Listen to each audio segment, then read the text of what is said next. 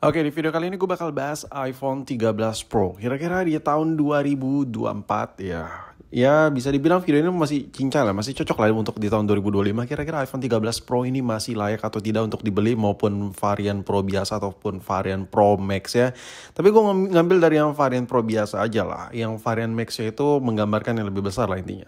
Nah untuk varian iPhone 13 Pro biasa, ini yang 128GB yang inter tapi yang ada embel-embel IMEI-nya sudah bea cukai. Ini harganya di 9,5 juta ya, belum ditawar lah. Mungkin kalian bisa dapat di 9 jutaan kecil lah ya.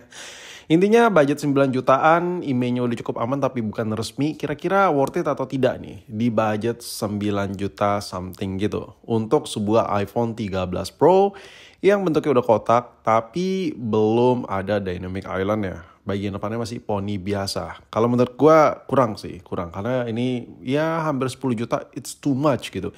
Lalu untuk harga yang varian resminya berapa bang? Untuk varian resminya ini harganya iPhone 13 Pro Max di gigabyte yang sama-sama 128GB. Ini harganya di 11 jutaan lebih. Ada yang jual 10 juta something, ada yang jual 11 juta kayak yang kalian lihat ini. Ya tergantung gigabyte juga. Bahkan ada yang lebih mahal lagi yang varian 256 ya. Dan ada yang lebih mahal lagi dan ada yang lebih mahal lagi. Intinya untuk yang varian resminya di gigabyte yang sama itu selisih perbedaan harganya hampir 2 juta. Ya bisa dibilang ada yang beda sampai 2 juta juga. Tergantung lah masih mulus di mana kalian beli juga.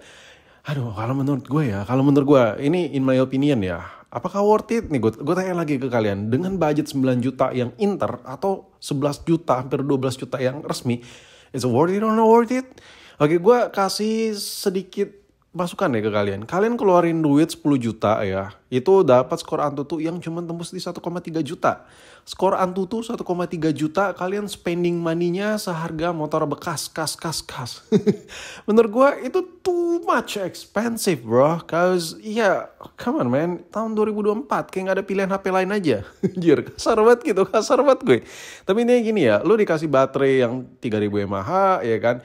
Dikasih skor Antutu yang cuma 1,3 juta, menurut gue kalau lu budget apalagi anggaran buat beli iPhone 13 Pro resmi, otomatis lu udah punya uang 11 juta, 12 juta buat beli iPhone 13 Pro resmi. Anjir men, kalau lu ibahin ke Android, lu bakal dapat that's a lot of stuff yang bisa nge-support kinerja lu, entah itu lu buat content creator atau lu pakai HP buat kerjaan. Ya, nanti gue bakal ceritain. Jadi lu coba nonton video ini sampai habis dulu ya. Dengan kombinasi baterai yang 3000 dan ukuran layarnya nggak bisa dibilang bisa lebih besar dari Android. Android banyak yang lebih besar dari ini. Intinya dengan perpaduan antara skor Antutu 1,3 juta dengan baterai di 3000 mAh, apakah ini overkill? Jelas jawabannya overkill untuk ngegame. Dan kalau kita mengacu pada harga-harga Android ya, untuk Android harga 3 jutaan, ini tetap nggak bisa ngalahin skor Antutu yang ada di iPhone si 13 Pro ini. Ya of course harganya juga berkali-kali lipat ya kan. Tapi memang kalau buat iPhone terbaru sekalipun, itu entah kenapa kelihatan kayak ngebosenin banget anjir. Aduh, mulai dari gen-gen iPhone 12, 13, 14 Pro, 15 Pro ke 16 Pro, bentuknya tuh boba anjir, kayak enak banget, pusing banget gitu sama desainnya. Tapi kalau lo pilih Android, lo dapat refreshment design. Anjir, ngomong apa sih gue? Dan ya, Poco X6 ini budget 3 juta yang gue kasih lihat tadi HP yang tadi, itu memang tidak bisa ngejar ya. Skor Antutu itu cuma 600.000. Tapi gue yakin lo bakal kaget dengan apa yang gue kasih lihat nanti ke data-data berikutnya gitu. Bakal kayak agak tercengang, kayak lo bakal kok bisa gitu. Oke, kita move ke HP Android yang harganya 4 jutaan. Beda sejuta lah sama HP Poco X6 tadi. Nah, di Poco yang satu ini, apakah handphone ini performanya bisa lebih ngebut daripada iPhone harga 10 jutaan? Poco F5 yang satu ini, kalian bisa beli baru, bisa beli second. Kalau second harganya ya 3 juta besar atau 4 juta, tergantung lah kalian di mana belinya ya kan. Tapi dengan budget 3 juta besar, 4 juta kecil atau 4 juta kurang, dia ngasih kalian skor Antutu 1,1 juta. Kaget kan lo? Ini performanya udah mau mirip kayak iPhone harga 10 juta bos. Ya jadi ini gue ngajak lo buat discuss ngomongin soal performance ya. Kayak kalau ngomongin kamera ya there's a lot of things kita harus perbandingkan lagi, dan memang tak apple to apple juga untuk dibandingkan, beda bukan flagship to flagship.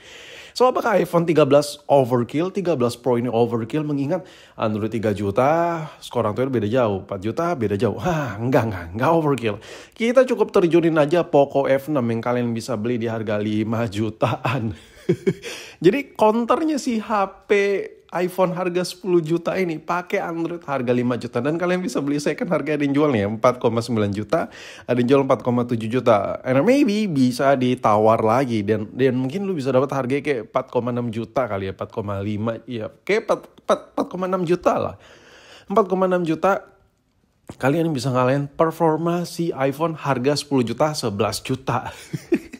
Kayak come on man, di tahun 2024 jangan terlalu sempit pikirannya buat beli sebuah HP gitu ya kan. Nah, sehebat apa sih si Poco F6 ini? Kalian bisa lihat sendiri.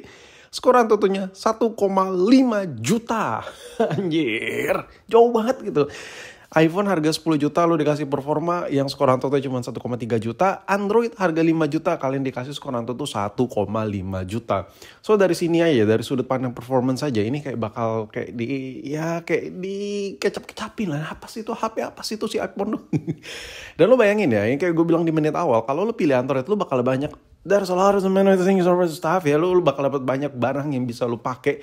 Contoh lu bisa dapat HP yang performanya bagus ya, kayak tadi gue kasih tahu ya, performanya jauh lebih jos daripada iPhone, dan sisa duitnya lu bisa beli, entah itu lu beli laptop, entah itu lu beli apapun itu. Kalau lu konten kreator lu bisa beli lampu-lampu tambahan, lu beli meja, apapun itu yang menunjang kalian buat konten atau apapun itu. Kalau kalian memang kerja lapangan, kalian bisa mungkin belum punya laptop ya, tambah dan desainnya tuh jauh lebih fresh gitu kalau lo beli Android. Dan entah kenapa gue juga enak banget, that's why di tahun ini gue juga milihnya iPhone 16 bukan 16 Pro ya. Gue coba pakai dulu 16 biasa, kalau dirasa kurang gue bakal upgrade ke 16 Pro. Lo tahu gak sih kenapa? Karena gue enak banget sama desain bobanya cuy.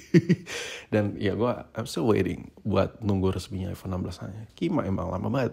Jadi intinya ya, lu dikasih budget 10 juta, lu gak bakal dapet yang terlalu banyak. Lu dikasih budget 10 juta buat beli Android, lu bisa pilih HP lebih kencang dari iPhone dan masih kembalian banyak. Sisa kembaliannya banyak itu, lu bisa beli iPhone bahkan ya, iPhone non resmi, atau lu bisa beli iPad. Yang dimana intinya, lu tuh jauh lebih tinggi multitasking lu. Lu bisa kemana-mana, apapun bisa lu kerjain gitu, jauh lebih luas lah intinya. Dan saran gue, kalau lu mau bener-bener merasakan performance HP sebuah iPhone, minimal gen iPhone 14 lah. Kalau gen-gen di bawah itu menurut gue udah bisa dikacang-kacangin lah sama Android. Sedih boy ya kan. Dan saran apa ya, menurut gue ya, iPhone 13 Pro untuk di harga 10 juta, it's really not worth it bro. Kayak kenapa ya? Kayaknya mungkin kita harus tunggu harganya setahun 2 tahun lagi baru worth it untuk beli iPhone 13 Pro. Karena menurut gue itu serba kentang. Yang pertama, lo mau dapat gengsinya gak dapet. HP-nya tuh belum ada dynamic island-nya. Itu yang pertama. Kalau kita ngomongin soal gengsi ya, kita harus jujur-jujur aja, kalau beli iPhone otomatis ada rasa gengsi sedikit lah. Pertama, gengsi di iPhone 13 Pro juga udah gak dapet, desainnya udah kuno. Yang kedua, performa juga udah gak dapet ya kan. Anjir. Performa gak dapet, gengsi gak dapet, apa? Kamera tapi jos bang. Iya, kamera memang jos si 13 Pro itu di berapa sisi. Contoh kayak rekam video recording kayak gitu-gitu ya kan. Kayak biasa gue sebut lah, gue gak perlu tak kasih tau secara detail lah, kalian udah tahu. Cuman kalau buat lo ngincar Android di harga 10 juta, itu kamera udah serem banget anjir. Kayak susah gitu gue ngasih tau ke kalian. Intinya iPhone 13 Pro menurut gue dengan harga yang sekarang ini masih kurang worth it sih. Tapi kalau buat kalian emang user iPhone yang memang pengen upgrade misalnya dari iPhone 11, ada rezeki pengen upgrade ke iPhone 13 Pro, ya monggo-monggo aja sih. Tapi di sini gue cuma pengen ngasih tahu aja dari sudut pandang gue.